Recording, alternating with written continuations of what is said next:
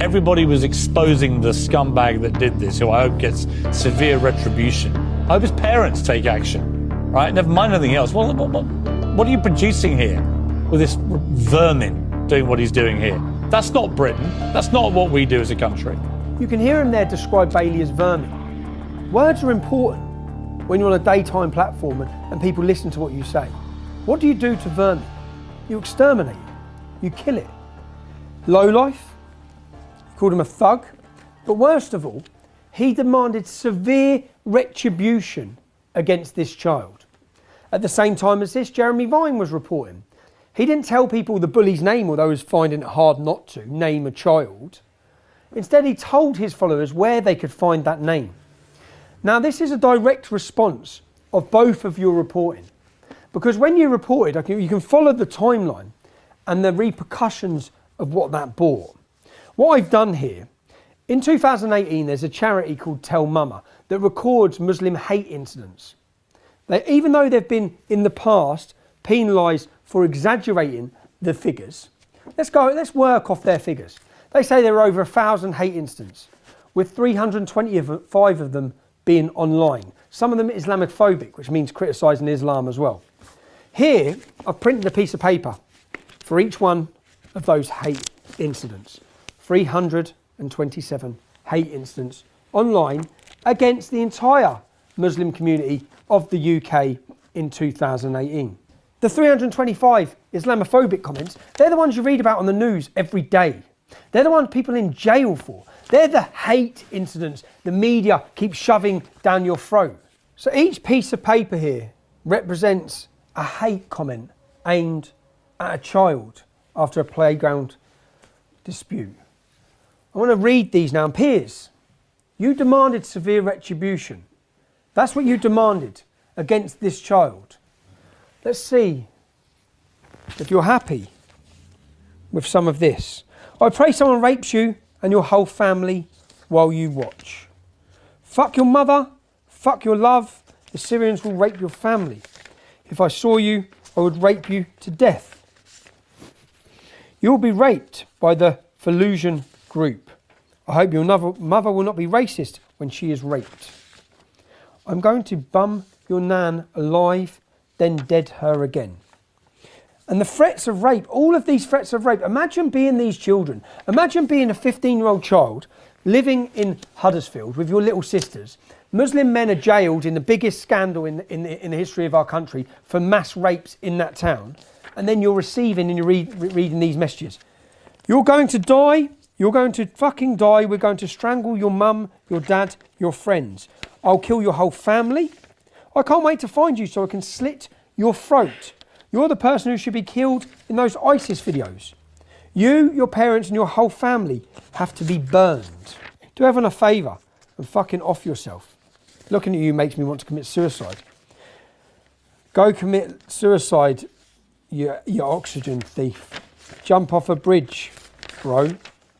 Do humans a favour and kill yourself. We don't want you and you don't belong in this world. Again, imagine being that child reading them. Piers, is that severe enough for you? This is a mental health record for Bailey McLaren. Bailey was referred to Luton CAMHS by Luton and Dunstable Psychiatry Liaison on the 31st of December 2018. Reason, patient involved in incident in Huddersfield and has been relocated to Luton with family. Patient unable to cope with not returning home and has taken an overdose. So this lie, this narrative, this agenda, which comes before anything else, by the politicians, by the media, that was pumped. This child, it doesn't matter. His life didn't matter. You know, if he killed himself, no one would have cared. We wouldn't have heard condemnation from any of the politicians or from any of the media. No one cared. Because everyone, from start to finish in this story, is collateral damage, so long as they have the narrative. And Piers, you have a son.